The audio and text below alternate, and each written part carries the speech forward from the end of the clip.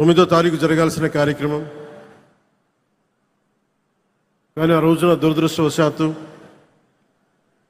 ప్రైవేటీకరణ కాకుండా ఆపుకున్న మన ఎన్డీఏ ప్రభుత్వం నారా చంద్రబాబు నాయుడు గారి నాయకత్వంలో ప్రధానమంత్రి గారి ఆశీస్సులతో ఎన్డీఏ సమిష్టి కృషితో స్టీల్ ప్లాంట్ ప్రైవేటీకరణ కాకుండా ఆగింది. దురదృష్టవశాత్తు ఒక బ్లాస్ట్ జరగటం వల్ల 8 మంది నిండు ప్రాణాలు కోల్పోవటం. ఆ రోజున గౌరవ ముఖ్యమంత్రి గారు ఫోన్ చేసి మాట్లాడుకున్నాం. ప్రాణాలు కోల్పోయిన ఈ సందర్భంలో, ఈ దుర్ఘటన జరిగిన సందర్భంలో మనం ఈ విజయోత్సవ సభ బాగుండదని చెప్పి పెద్ద మనసుతోటి ఆ రోజు గౌరవ ముఖ్యమంత్రి నారా చంద్రబాబు నాయుడు గారు దాన్ని పోస్ట్పోన్ చేసి ఈ రోజుకు పెట్టారు. మనస్ఫూర్తిగా అలా నిర్ణయం తీసుకున్నందుకు వారికి ఈ సభ తరపు నుంచి ఈ వేదిక తరపు నుంచి మనస్ఫూర్తిగా వారికి నా ధన్యవాదాలు తెలుపుతా ఉన్నాను.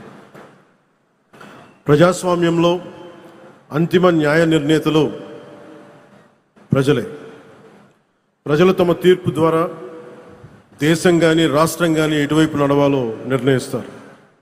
అటువంటి ప్రజలు బలంగా మాట్లాడినప్పుడు అది కేవలం ఒక రాజకీయ నిర్ణయం కాదు, ఒక సందేశం, ఒక హెచ్చరిక, ఒక దిశానిర్దేశం అవుతుంది.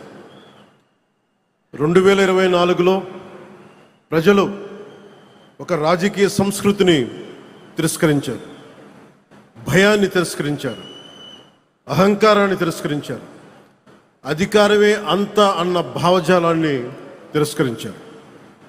ప్రజాస్వామ్యంలో ప్రజల కంటే ఎవరు పెద్దవారు కాదని మరోసారి గుర్తు చేశారు. అందుకే 2024లో చేసినట్టు కొన్నిసార్లు ప్రజలు కేవలం ఓటు వేసి వదిలిపెట్టరు, చరిత్ర రాస్తారు. 2024లో ఆంధ్రప్రదేశ్ ప్రజలు చేసింది అదే. ఆ తీర్పు ఈ రాష్ట్రానికి మళ్ళీ ఆశనిచ్చింది. ఆంధ్రప్రదేశ్ సమాజానికి మళ్ళీ ఆత్మవిశ్వాసాన్ని ఇచ్చింది. ఒక తరం భవిష్యత్తుని మళ్ళీ నమ్మకాన్ని కల్పించింది. ప్రజలు మౌనంగా కనిపించిన అవసరం వచ్చినప్పుడు చరిత్రని మార్చగలరని మరోమారు నిరూపించిన సందర్భం అది. 2 ఏళ్ల క్రితం మీరిచ్చింది కేవలం అధికారం కాదు, ఒక బాధ్యత. ఆ బాధ్యతని గుర్తుంచుకుంటేనే ఈరోజు మీ ముందుకు వచ్చాం. ఈ చారిత్రక విజయానికి కారణమైన ప్రతి కార్యకర్తకి, ప్రతి నాయకుడికి, ప్రతి మహిళకి, ప్రతి రైతుకి, ప్రతి యువకుడికి నా హృదయపూర్వక కృతజ్ఞతలు. ఈ విజయం కేవలం తెలుగుదేశం పార్టీతో, భారతీయ జనతా పార్టీతో, జనసేన పార్టీతో కాదు, ప్రజల విజయం ఇది. ఇది అహంకారం విధ్వంసంపై ప్రజాస్వామ్యం సాధించిన విజయం.